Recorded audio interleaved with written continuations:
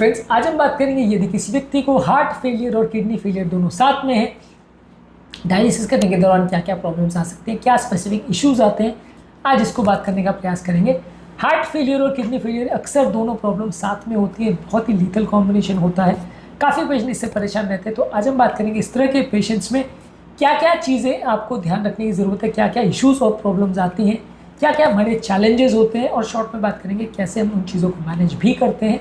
ये सारी चीज़ों पर बात करेंगे। अगर हार्ट फेलियर और किडनी फेलियर का कॉम्बिनेशन साथ में हो तो क्या इश्यूज़ होते हैं। टॉपिक पर जाने से पहले जो लोग हमारे चैनल पर नए हैं उन्हें रिक्वेस्ट करूँगा कि चैनल को सब्सक्राइब करें, वीडियोज़ को लाइक करें, शेयर करें, फॉलो करें, कमेंट करें, पूरा देखें। टॉपिक इंपॉर्टेंट है, इसे एंड तक देखिएगा। चलिए शुरू करें।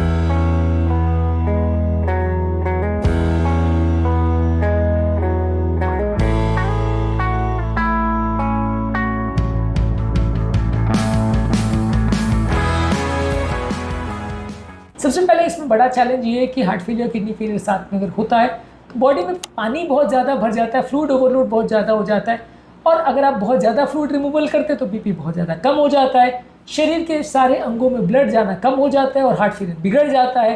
तो बहुत ज़्यादा पानी भी नहीं चाहिए, बहुत कम पानी भी नहीं चाहिए, तो डायलिसिस बड़ा मुश्किल मैनेजमेंट हो जाता है कि पानी डे टू डे बैलेंस करना बड़ा मुश्किल होता है। किसी दिन ज़रा भी आपने ज़्यादा कर दिया तो दिक्कत, ज़रा कम कर दिया तो दिक्कत, तो पानी का मैनेजमेंट बड़ा दिक्कत है। इसके अलावा बीपी के फ्लक्चुएशन डायलिसिस के दौरान बहुत ज़्यादा होते हैं, यानी हार्ट फेलियर का पेशेंट जब डायलिसिस की जाता है तो कई बार वॉल्यूम बहुत ज़्यादा हो जाता है, कई बार वॉल्यूम बहुत कम हो जाता है, कई बार बीपी बहुत ज़्यादा हो जाता है, कई बार बीपी बहुत कम हो जाता है। यानी अगर बॉडी में बहुत ज़्यादा वैसोकंस्ट्रक्शन ऑफ फ्लूइड है तो बीपी ज़्यादा होगा, और अगर फ्लूइड बहुत कम हो गया और सडन फ्लूइड शिफ्ट हो गया तो बीपी बहुत कम हो जाएगा। ये अपने आप में एक बड़ी समस्या हो जाती है, जिसकी वजह से डायलिसिस पेशेंट्स की फ्लूइड मैनेजमेंट को मैनेज करना बड़ा मुश्किल है। डायलिसिस पेशेंट्स में रिदम प्रॉब्लम्स और इलेक्ट्रोलाइट्स की प्रॉब्लम भी ज़्यादा होती है। पोटेशियम ज़्यादा होना, पोटेशियम कम होना, सडन इलेक्ट्रोलाइट्स की चेंज होना, जो sudden dangerous rhythm problems create कर सकते हैं, उसकी वजह से व्यक्ति की जान भी जा सकती है। ये भी एक इंपॉर्टेंट इशू होता है जो कि डायलिसिस पेशेंट में देखा जाता है, इलेक्ट्रोलाइट्स की प्रॉब्लम ज़्यादा होती है। इसके अलावा हीमोडायलिसिस में बॉडी का वॉल्यूम शिफ्टिंग ज़्यादा जल्दी होता है, तो बॉडी कई बार ना टॉलरेट करे, ऐसा होता है। पेरिटोनियल डायलिसिस में चेंज तो बहुत स्लो होता है, लेकिन कई बार वो इतना इफेक्टिव नहीं होता टॉक्सिन निकालने में, तो इसलिए कई बार बॉडी में वॉल्यूम ओवरलोड भी बढ़ जाता है और ये इफेक्टिविटी पेरिटोनियल डायलिसिस की उतनी अच्छी नहीं है। इसके अलावा कई बार जब बहुत अग्रेसिव अल्ट्राफिल्ट्रेशन करते हैं तो हार्ट का खुद का ब्लड सप्लाई बहुत कम हो जाता है, जिसकी वजह से हार्ट एकदम शून्य में फेज में चला जाता है, स्टंड हो जाता है। हार्ट का ब्लड सप्लाई कम होने की वजह से हार्ट की पंपिंग सडनली डाउन हो जाती है, और इसमें हार्ट फेलियर में भी व्यक्ति जा सकता है, और सडन उसमें फेलियर में व्यक्ति की हालत बिगड़ भी सकती है, जो कि अपने आप में एक बड़ा कंसर्न रहता है। तो सडन हार्ट फेलियर भी बिगड़ना इसमें एक इंपॉर्टेंट इशू है। इसके अलावा इस तरह के पेशेंट में खून की भी कमी होती है, जिसकी वजह से भी किडनी फेलियर पेशेंट्स में एक्स्ट्रा प्रॉब्लम होती है हार्ट फेलियर के टाइम पे, क्योंकि हार्ट को एक्स्ट्रा ब्लड पंपिंग करना पड़ता है, खून की कमी होती है। न्यूट्रिशनल डेफिशिएंसी भी कई बार बहुत ज़्यादा होती है, क्योंकि डाइटरी रिस्ट्रिक्शंस भी कई बार होते हैं। डायलिसिस के दौरान भी बॉडी के वॉल्यूम लॉसेस होते हैं, तो न्यूट्रिशनल डेफिशिएंसी भी ज़्यादा होती है, जिसकी वजह से भी हार्ट और किडनी पर डबल लोड पड़ता है। इस तरह के पेशेंट में कौन सी डायलिसिस थेरेपी यूज़ करनी चाहिए। कन्वेंशनल डायलिसिस जो है वो इफेक्टिव है और फ्लूइड रिमूवल पूरा फास्ट करता है, तो काफ़ी इफेक्टिव है। नुकसान ये है कि बीपी बहुत जल्दी ड्रॉप होता है और बहुत रैपिड फ्लूइड शिफ्ट होता है, तो ये ज़्यादातर अगर स्टेबल हार्ट फेलियर का पेशेंट है तो वहाँ पे हम यूज़ कर सकते हैं, जहाँ पे फ्लूइड रिमूवल पॉसिबल है वहाँ पे हम यूज़ कर सकते हैं। पेरिटोनियल डायलिसिस जो है वो कंपैरेटिवली कंटिन्यूस है, स्लो फ्लूइड रिमूव करता है, लेकिन बहुत कम इफेक्टिव है। तो अगर कोई हार्ट फेलियर का पेशेंट इतना सीवियर है कि जो टॉलरेट ही नहीं कर पा रहा है आपका हीमोडायलिसिस, तो वहाँ पे यूज़ कर सकते हैं। इसके अलावा स्लो प्रोलॉन्ग्ड हीमोडायलिसिस यानी स्लेड अप्रोच का यूज़ करते हैं, जहाँ पे आपको जेंटल फ्लूइड रिमूवल चाहिए, ज़्यादा बीपी स्टेबिलिटी चाहिए, लॉन्गर ट्रीटमेंट टाइम होता है यहाँ पे, और इस तरह के पेशेंट्स में कई बार बीपी के थोड़ा कम होने का चांस जहाँ पे ज़्यादा होता है वहाँ पे इसका प्रयोग किया जाता है। इसके अलावा अल्ट्रा फिल्ट्रेशन किया जाता है, ये खाली फ्लूइड को रिमूव करता है लेकिन टॉक्सिन रिमूव नहीं करता है। ये यूरेमिया और किडनी फेलियर से रिलेटेड टॉक्सिन्स को रिमूव नहीं करता है। यहाँ पे जहाँ आपको सिर्फ पानी रिमूव करना है हार्ट फेलियर में, और किडनी फेलियर ठीक ठाक है लेकिन सडन पानी भर गया, तो आप सिर्फ अल्ट्रा फिल्ट्रेशन करते हैं। इसके अलावा कंटिन्यूस रीनल रिप्लेसमेंट थेरेपी जो है ये आईसीयू में किया जाता है ज़्यादातर। इसमें बीपी स्टेबिलिटी काफ़ी अच्छी होती है, कंटिन्यूस कंट्रोल होता है, लेकिन critically ill heart failure patient जहाँ बीपी बहुत कम होता है तो वहाँ कंटिन्यूस रीनल रिप्लेसमेंट थेरेपी का प्रयोग किया जाता है।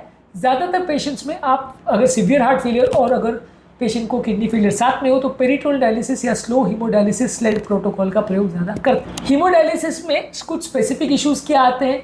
अगर अल्ट्रा फिल्ट्रेशन का रेट बहुत ज़्यादा है तो उसमें दिक्कत आती है।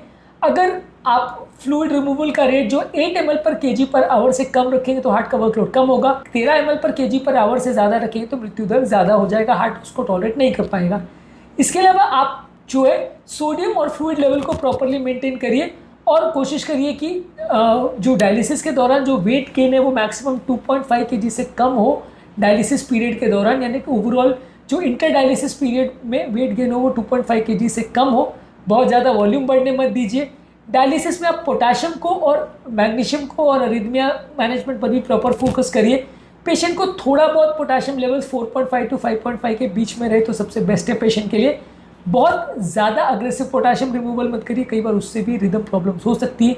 यदि बीपी बहुत ज़्यादा कम हो तो बीपी बढ़ाने के लिए दवाइयाँ मिडोड्राइन जैसी दवाइयों का प्रयोग कर सकते हैं।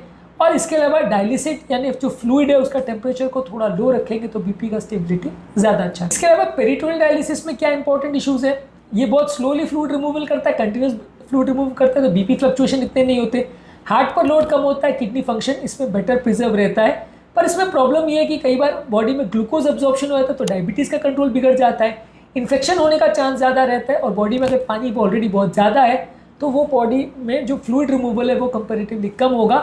इसलिए इस तरह के पेशेंट में कई बार अगर पेशेंट हीमोडायलिसिस को टॉलरेट नहीं करे तभी इसका प्रयोग किया जाता है। इसके अलावा हार्ट फेलियर पेशेंट जो डायलिसिस पे उस पर आपको ध्यान रखना है कि किडनी को टॉक्सिक पहुंचाने वाली दवाओं का प्रयोग मत करिए। बीटा ब्लॉकर और डायरेटिक जैसी बीपी वाली मेडिसिन का डोज को प्रॉपर एडजस्ट करिए। पेशाब बढ़ाने वाली दवा जो SGLT2 इनिबिटर है वो कई बार किडनी पेशेंट्स और डायबिटिक पेशेंट में यूज़ की जाती है, लेकिन कई बार इसको ध्यानपूर्वक यूज़ करना चाहिए, नहीं तो इस पर प्रॉब्लम्स हो सकती है। इसके अलावा प्रॉपर डाइट को एडजस्टमेंट करिए, फ्लूइड को 1 से 1.5 लीटर पर डे पे एडजस्ट करिए, पोटाशियम और फॉस्फोरस को मॉनिटर करिए। डायलिसिस पेशेंट में प्रोटीन इंटेक जो है थोड़ा ज़्यादा रहेगा, यानी 1 to 1.2 ग्राम्स पर केजी पर डे आपको प्रोटीन रखना है। इसके अलावा डेली वेट का मॉनिटरिंग करिए। बहुत जल्दी अगर वेट गेन हो रहा है 2 से 3 किलो से ज़्यादा वेट गेन हो रहा है इसका मतलब फ्लूइड बढ़ रहा है तो आपको ज़्यादा ध्यान देना पड़ेगा। रेगुलर इकोकार्डियोग्राफी करिए, रेगुलर ब्लड चेकअप करिए, ये सारी चीज़ों से आपका पेशेंट मैनेजमेंट ईजी होगा। तो फाइनली हमारा कंक्लूजन ये है कि अगर आपका पेशेंट हार्ट फेलियर का है तो वहाँ पे स्लो फ्लूइड को रिमूवल करिए, बहुत फास्ट रिमूवल मत करिए, पोटाशियम लेवल का ध्यान रखिए। पेरिटोनियल डायलिसिस या स्लेट डायलिसिस का प्रयोग करिए, सोडियम पोटाशियम और हीमोग्लोबिन लेवल्स का प्रॉपरली ध्यान रखिए, रेगुलर कार्डियक मॉनिटरिंग करिए। ये सारी चीज़ें ज़रूरी है यदि आपको हार्ट फेलियर के पेशेंट में डायलिसिस करना है। हार्ट फेलियर पेशेंट्स में पेरिटोनियल डायलिसिस का, स्लेट डायलिसिस का और अल्ट्राफिल्ट्रेशन का और रेगुलर डायलिसिस के प्रिकॉशंस पर हमने अलग से डिटेल वीडियो किया, उसको भी देख लीजिएगा। ओवरऑल एक डिटेल अंडरस्टैंडिंग आपकी बन जाएगी, आपको समझ में आएगा, क्योंकि ये प्रॉब्लम काफ़ी कॉमन होती है और लोगों को समझ में नहीं आता है कि प्रॉब्लम को कैसे मैनेज करें। इसलिए ये सारे वीडियोज़ आपके लिए उपयोगी होंगे, इन सभी को देख लीजिएगा। उम्मीद करूँगा कि आज के टॉपिक में कुछ नया जानने को मिला होगा। जो लोग हमारे चैनल पर नए हैं रिक्वेस्ट करूँगा कि चैनल को सब्सक्राइब करें, वीडियोज़ को लाइक करें, शेयर करें, फॉलो करें, कमेंट करें, पूरा